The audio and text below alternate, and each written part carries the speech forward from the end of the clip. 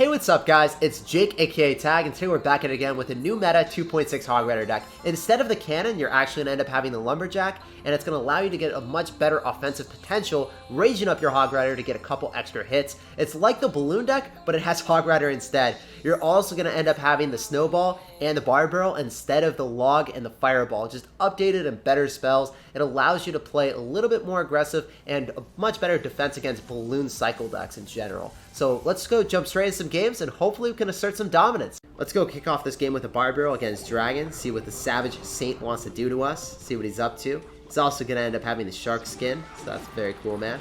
Let's end up going for a lumberjack in the safe spot. So whenever we see this type of composition with a miner and the goblin cage, we are immediately thinking that it's going to be a lava hound deck. It's probably going to end up being a lava hound miner deck that is super strong right now. Expect it to be lava hound miner. If he doesn't start lava hound soon, I would be shocked, especially after seeing the guards too. Could be something different, but that's what I'm expecting after seeing the miner and the goblin cage. I doubt that it's going to be miner poison. There is the lava hound as expected.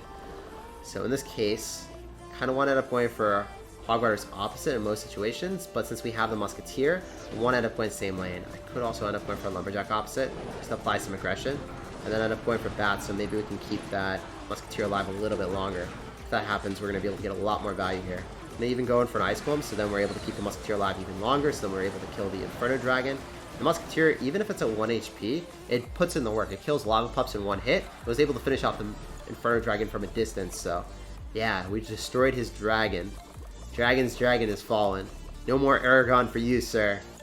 Really want to keep cycling musketeers, because if you think about it, if I go and drop my bard barrel, if I drop my skeletons, they don't really retain value, especially when we know exactly what he's got. Those are passive cards that I'm trying to drop when I'm trying to cycle back to stuff, but I could get value immediately out of my musketeer, and I think that was the best situation possible for us. We're going to protect the musketeer again. We're going to end up going for the Hog Rider into him. End up going for ice golem, bats, and going for a bar barrel as well. This musketeer will end up dying, but it got a lot of value. It beat out a lot of units that he didn't want to drop. If we pop the lava hound closer to him, then it's not going to have the pups travel all that way to our tower. They're not going to make it. Unfortunately, they won't make the odyssey of the journey, sir. So we're going to end up having to go for bats right on top. It needed to make sure that the baby dragon latched onto either the ice golem or the tower, so then we were able to get the bats right on top of what we needed to.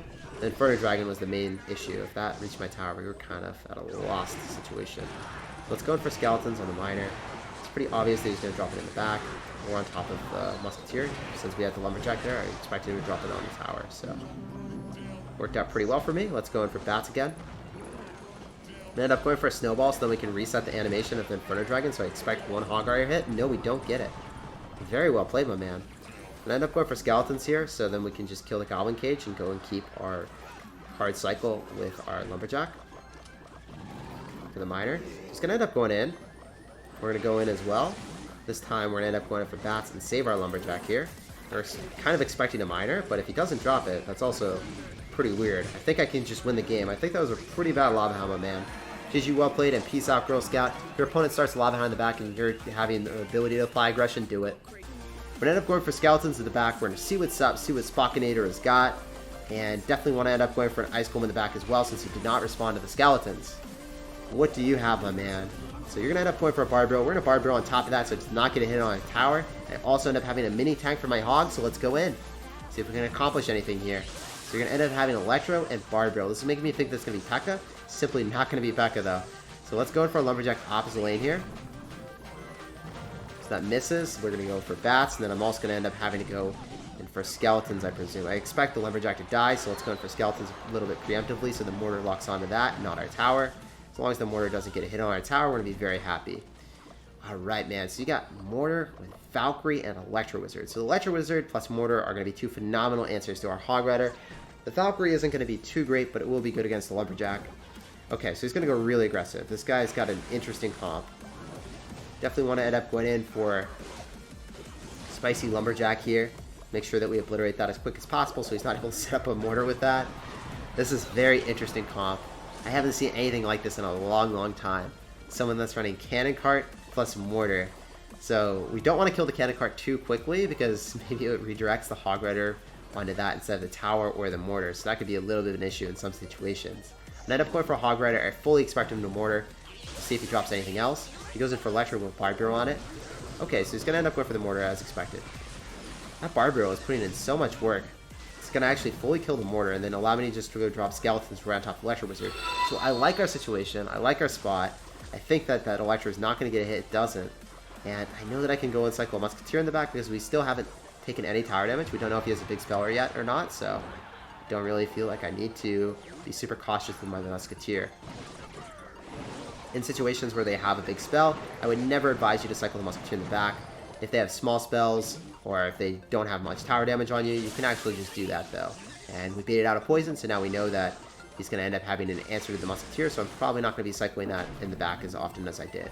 I end up going for Skeletons and Barb Barrel to finish off that Electro. It's also going to be able to tank for these bats. It's extremely great for us. I want to cycle my Lumberjack in the back mostly. I'm also going to go in for a Snowball to slow down the tower and kill those minions. Repel them away, allowing us to get a couple extra Hog Rider hits. So let's go in for an Ice Golem here just to tank. And I definitely need to go in for a Musketeer now because it's just going to be such a formidable push. Even if he gets poison value on us, it's going to be the right play for us. We need to make sure that this man does not break through and get that cannon car in the tower. The Musketeer's range will not allow that. Stops him right in his tracks. We're going to end up going for a Hog Rider again. We have the Musketeer supporting it, so I love our situation. I know the Musketeer is going to take the targeting from that mortar, so there's really no issue here. I'm going to end up going for another Musketeer because he's down Elixir. If he poisons, it would be huge bait.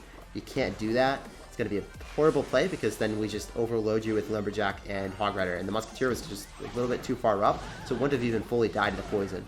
So some situations when you know that your opponent can't like poison or deal with your Musketeer, you can cycle it in front.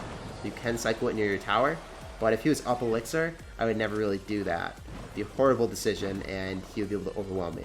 But I'm just snowballing my advantage right now. Musketeer is one of the best units. I'm doing so. So I'm going to wait a little bit. I'm going to wait for the Valkyrie. Valkyrie's going to be able to shut everything down. We're going to end up going for Skeletons. Definitely want to end up going for a Snowball to obliterate those minions as quick as possible so then I can go Hog Rider and Bats. Just not wasting any time. I'm going to go Musketeer in the middle. If he goes and decides to go in for a mortar, it should fall. And that should be around GG, guys. I can just go in for double Snowball here, and that will be it. So let's go and cycle the first Snowball. Maybe the Barb Barrel even reaches the tower, and it does. Let's go, guys. We defeated the Spockinator. This is our Star Wars game, man. No more. Let's get some love in the chat for Chief Sprout. 6 months in a row. Literal legend. You out here being crazy. Also, AC Fang, I didn't shout you out earlier. I'll shout it out right after this game. So we see Prince. We're going to spawn in kind with our Musketeer. Definitely wanted up going for an Ice Golem so we can go and kite that opposite lane. So then both towers are going to be engaged at killing that Prince, giving us a little bit more time to deal with it as well. So we saw Prince, we saw Musketeer. This is really looking like it's going to be a giant miner deck. Could be something different, but he's actually going to end up having the Inferno Tower. Okay, so he's going to end up having, I don't know, I would expect this to be like a miner control deck after seeing the Prince and the Valkyrie now. Could be wrong, but that's what it looks like. So let's go in for the Barb Barrel. It's going to get raged up, so we should be able to finish off this Musketeer without too many issues. Does not get hit on a tower. And I kind of want to end up going for the Musketeer on the left-hand side because we still haven't sustained any tower damage there. He hasn't poisoned or fireballed, so I feel like this is really good for us. Safely drop it. I expect him to go for a Zap or something. I'll go Bats right after. Kind of saving my Hog Rider in case he does that, but he doesn't. So if he had, I would have went Bats and then a Hog Rider on the right-hand side because I would have wanted to support my Bats. So that's why I saved my Elixir there. Unfortunately, he's going to end up having Prince and Log, so we're not going to get our Hog Rider connection, but we get a ton of damage with that Musketeer. So we're still in a really good spot. Playing against someone that has Inferno Tower and Prince as counters to our Hog Rider. We should be able to outcycle Inferno Tower really easily with this deck, so that's a good thing to look forward to every single time. He's got Hog Rider as well, so I kind of want to go and save our Lumberjack and our Snowball for it. Fortunately for us, he also ends up having Log, and we haven't really seen a big spell yet. I expect him to go in for an Inferno Tower here, and it's not going to be a great trade for him. It's going to be a -1 trade on top of that Hog Rider, so it's actually really good for me. I'm going to go cycle my Bats because I still don't want to go and drop my Lumberjack until we deduce what side the Hog Rider is coming down on. And then, as I said before, we want to end up going for that Snowball so it doesn't get a single hit. If you guys do that consistently, not only are you able to cycle back to another Hog Rider really quickly, it also allows you to knock all the Hog Rider hits off your tower. So feels pretty good, man. We killed 2 birds with 1 stone. We cycled viciously back to that Hog Rider, and we were able to defend extremely well. So I'm going to keep saving my lumberjack and my snowball every single event that I can. And here we go. It's going for the snowball again. Knock that thing backward. And even if he logs, it doesn't matter. It still doesn't get a hit, guys. So you don't need to end up having a Tesla. You don't need to end up having the Inferno Tower. As long as you end up having a snowball plus a lumberjack, you're going to be able to shut down that Hog Rider, and you're going to be able to have counter push with a lumberjack. It's going to be a really nice trade for you, especially when you're lower in elixir and lower tower count damage. It's extremely important to do. So let's just go for one more snowball, knock that thing back. Lumberjack takes up the fire spirit damage, and we're able to go in for bats in the middle to distract the Inferno Tower. I believe, okay, so he's not going to Inferno Tower, but the Hog Rider is going to be shut down as well. Let's just go and cycle another Musketeer here, get ready and raring to go, because we know that he's going to end up going for Hog Rider soon. Maybe he's given up. Maybe he's just like, how do I break through a Lumberjack? I just need to keep lightning cycling. So that's what he's going to do now. We're actually going to go Lumberjack on offense, because he's not going to have anything for it at this point. You just play really, really aggressive with the Lumberjack and Ice Golem. We're going to try to use the Lumberjack on offense as well, and the Snowball, so that we can get back to another Lumberjack on defense. Alright, I guess we're going to have a little bit more of an issue, but the Lumberjack should get on top of the tower and finish him off. Alright, GG. I really didn't want to have to focus on snowballing for the rest of the game. We're going to going for skeletons in the back. We're going to see what's up. We're going to see what's good. So this guy's going to go kick off the game with the Lava Hound. When we see a Lava Hound right out of the gate, we are thinking it's going to be Lava Hound clone. And after seeing the bats, my suspicions are confirmed, guys.